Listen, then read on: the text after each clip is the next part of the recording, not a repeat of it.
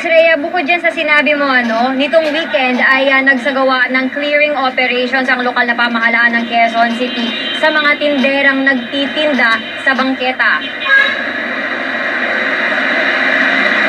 Pinaalis ang mga iligal na nagtitinda sa palengke. Lahat ng nakumpiskang paninda, mesa at kariton, isinakay ng mga otoridad sa kanilang truck. Nangako silang ibabalik sa mga tindera sa bangketa ang mga kinumpiskang paninda nila. Pero nagrereklamo ang mga tindera dahil hindi naman daw ito naisoli sa kanila.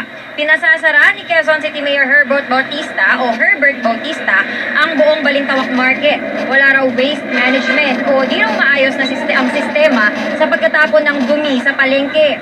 Sa katabi tuloy na estero ang bagsak na mga basura mula sa 8 palengke. Nangako naman si Mayor Bautista na tutulungan ang mahigit 300 legal vendor ng Balintawak Market.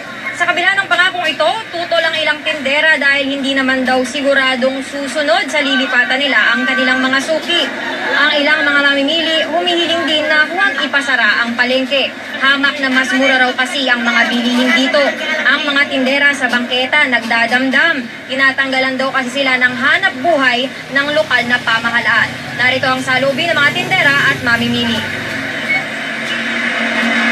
Huwag naman sana magsara.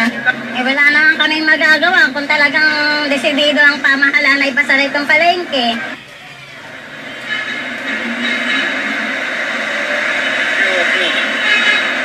Sa ngayon, Rhea, kung makikita nyo sa inyong screen, medyo malinis na nga itong bangketa sa tapat nitong Balintawak Market. Kung makikita nyo, meron ng pwedeng pagparkingan itong mga motor na ito. Dati kasi talagang punong-puno yan ng mga street vendors, pero kung mapapansin nyo, dito sa may bandang paakyat nitong footbridge ay bumalik muli yung ilang mga street vendors na pinaalis nitong weekend. Ayon sa kanila, mahirap naman daw na hindi sila makapaghanap buhay dahil nga pinapaalis sila rito. So patuloy pa rin sila sa pagbebenta dahil dito raw sila binabalik-balikan ng kanilang mga suki. At yan muna ang pinakahuling balita mula rito sa Quezon City. Rhea?